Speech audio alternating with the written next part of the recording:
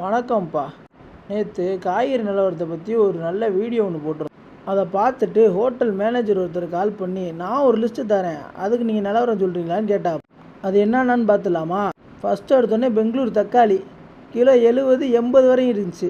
அடுத்து செல்ரி கிலோ 120 130. அடுத்து ப்ரொக்கோலி இது கிலோ 200 210 ரூபா வரை இருக்குது. பச்சை குடமிளகாலாம் 80 ரூபா, கலர் குடமிளகாலாம் 150 ரூபா 160 ரூபா. காலிஃப்ளவர்லாம் 25 ரூபா 30 ரூபாய்க்கெலாம் இருக்குது. சவுச்சவுலாம் கிலோ 40 ரூபா. உருளைக்கிழங்கெல்லாம் கிலோ 30 ரூபா 35 ரூபா. பொருள்லாம் வேணும்னா மேலே தர கான்டாக்ட் நம்பருக்கு கான்டாக்ட் பண்ணி ஆர்டர் போட்டுக்குங்க. வணக்கம்ப்பா. நேற்று காய்கறி நிலவரத்தை பற்றி ஒரு நல்ல வீடியோ ஒன்று போட்டிருந்தோம். அதை பார்த்துட்டு ஹோட்டல் மேனேஜர் ஒருத்தர் கால் பண்ணி, நான் ஒரு லிஸ்ட்டு தரேன், அதுக்கு நீங்கள் நிலவரம் சொல்கிறீங்களான்னு கேட்டால், அது என்னென்னு பார்த்துலாமா? ஃபஸ்ட்டு எடுத்தோடனே பெங்களூர் தக்காளி கிலோ 70 80 வரையும் இருந்துச்சு. அடுத்து செல்ரி கிலோ 120 130. அடுத்து ப்ரொக்கோலி இது கிலோ 200 210 ரூபா வரை இருக்குது. பச்சை குடமிளகாலாம் 80 ரூபா, கலர் குடமிளகாலாம் 150 ரூபா 160 ரூபா.